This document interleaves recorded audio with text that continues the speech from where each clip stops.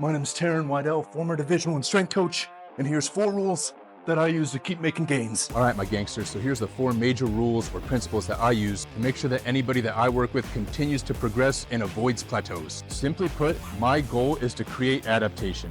So first we need to know what specific adaptation it is that we want. So just define whatever it is that you want to improve. Strength, power, speed, muscle mass, endurance. Just know that each of these things are trained a little bit differently. Okay, so say we pick strength. Maybe I want a stronger front squat. Now we need to overload the organism, which is us, the human, alien, or whatever you identify as. We need to overload that organism. Typically, strength is trained between 1 and 6 reps and above 60% of our 1 rep max. Once you start getting over 85 or 90% of your 1 rep max, it gets dramatically more demanding on the nervous system, which is totally fine, but you just got to be smart with how much volume you're doing. Okay, so maybe week 1, I'm doing 3 sets of 5 at 75% of my 1 rep max. From there, I want to progressively overload throughout the weeks. So maybe week 2, I go 77.5%, week 3, 80%, and then week 4, I work up to 82.5% of my 1 rep max. Small improvements each week is definitely the way to go. The more you shock or stress the nervous system, the longer that it takes to recover both between sets and between workouts. So just keep that in mind. But we can't keep running 3 sets of 5 on front squat forever because of the law of accommodation or the law of diminishing returns, which just states that the longer we run the same program, the less effective that program becomes. Our body gets used to it. So training programs have to vary. Typically, programs should change like every 2 to 6 weeks. So we want to get good at what we're doing and then change it up. So say we get good at sets of 5 for the first 4 weeks, then we drop to sets of 3 for the next 4 weeks. For week 5, I could drop to 80% for sets of 3, which should feel super light, which is okay. That week could act as a deload week and let our body recover from the previous 4 weeks. Then I'll build back up to 82.5% for week 6, 85 for week 7, and 87.5 for week 8. Cool, so then we just got good at sets of 3. Maybe then we drop down to sets of 1, which is also specific to my goal of getting a heavier 1 rep max for my front squat. So week 9, I could drop back down to 85%. Again, should feel pretty light. We should crush those reps. Week 10 should also feel pretty light, but a little bit heavier, back up to 87.5.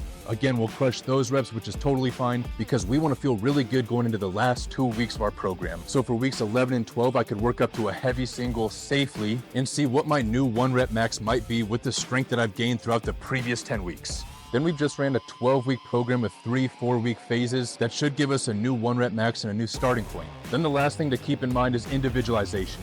The same program just isn't going to have the same effects on everybody. Especially if someone's new, they'll see massive gains very quickly, whereas somebody more advanced may take longer to adapt and at a slower rate. So track your workouts, track your progress, play around with shit. Sometimes really you just need to fuck around and find out.